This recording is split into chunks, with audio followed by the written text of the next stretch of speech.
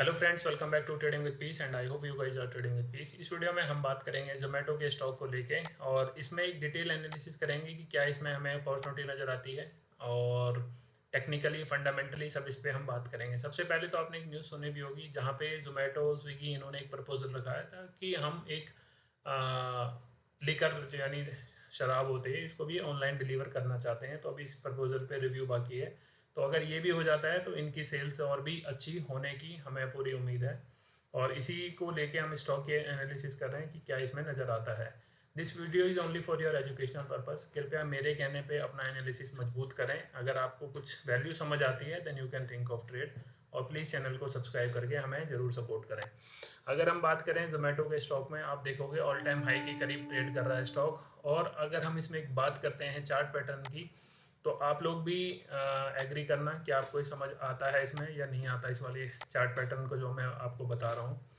तो सबसे पहले ये ब्लैक लाइन है जो 200 मूविंग एवरेज है। आपने देखा होगा हर बारी मैं इस जब जिस भी स्टॉक की एनालिसिस शेयर करता हूँ या ट्रेड करता हूँ, मैं इसको एक इम्पॉर्टेंट अपना एक ट्रेडिंग इंडिकेटर मान के चलता हूँ। इसमें आप लोगों को दिख रहा होगा एक राउंडिंग बॉटम बोलते हैं कई लोग। अब इसको आप कप एंड हैंडल भी मान सकते हैं। देखो दिख रहा है राउंडिंग बॉटम या cup and handle. Cup and handle का अगर हम पैटर्न की बात करते हैं तो आप देखोगे कि जो स्टॉक था इसने ऑलमोस्ट अपना जो एक हैंडल का यहाँ से अपना ब्रेकआउट किया है। और अगर हम इसका बात करते हैं यहाँ से लगभग लगभग यहाँ से यहाँ तक, तो अभी भी हमें लगता है इसमें लगभग ये एक अपॉर्चुनिटी जो है अगर यहाँ से ये निकल जाता है तो ऑलमोस्ट हमें ये रेंज इसमें देखने को मिल सकती है। वन डे का टाइम फ्रेम है और अगर आप देखोगे तो आने में ये टाइम हो सकता है आपको 10 दिन में भी आ जाए, हो सकता है आपको 10 महीने भी लग जाएं। बट अगर चार्ट पैटर्न फॉर्म होते हैं तो उसी अकॉर्डिंग स्टॉक ट्रेड भी करता है। ये तो होगी एक एनालिसिस के ऊपर। अगर हम इसी पे एक और चीज़ हम आपको बताएं तो ये आपको दिखेगा एक पूरा पोल और ये इसने अपना फ्लैग एंड पोल पैटर्न भी ब्रेकआउट किया है। तो इसके अकॉर्डिंग इसमें एक अच्छी हमें अपॉर्चुनिटी नज़र आती है। हम इसमें टारगेट की बात नहीं करते अभी अभी हम सीधा बात करते हैं कि क्या इसमें ट्रेड हमें इनिशिएट करने का मौका मिल रहा है नहीं मिल रहा है। बट हमें अपना मनी मैनेजमेंट अपने साथ लेके चलना है। अगर मनी मैनेजमेंट है तभी हम किसी स्टॉक में पैसा कमा सकते हैं। अब लेट से कई लोग बोलेंगे कि अच्छा सारे चार्ट पैटर्न हमें समझ आ गए, अब क्या किया जाए, क्या हम खरीद लें।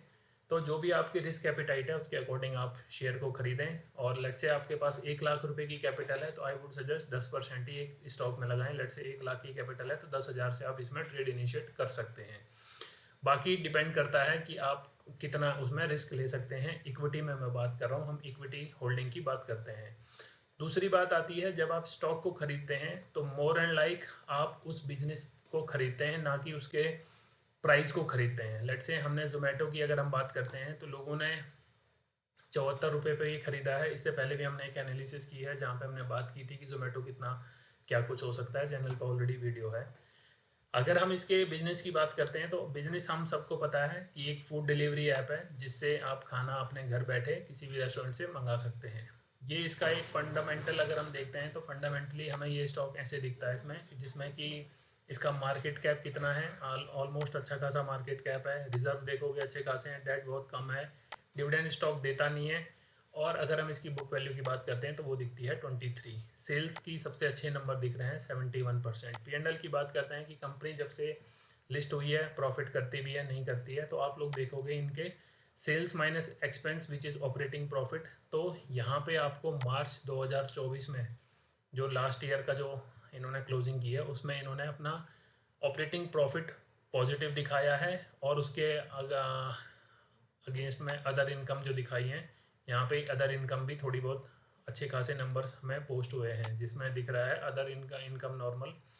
और नेट प्रॉफिट जो है 351 करोड़ का इन्होंने अपनी बुक्स में पोस्ट किया है दिस ईयर 24, यानी जो मार्च 2024 में बुक्स क्लोज हुई हैं। इन्वेस्टर्स की अगर हम बात करते हैं तो आप लोग देखोगे FIIs और DIIs इस स्टॉक को कितना होल्ड करके रखे हुए हैं। सबसे बड़ी बात आती है FIIs की। FIIs जून 2024 के मुकाबले में आप देखोगे 54% स्टॉक FIIs के पास है। सेम अगर आप बात करेंगे DIIs और पब्लिक की तो ये आपके सामने नंबर आता है।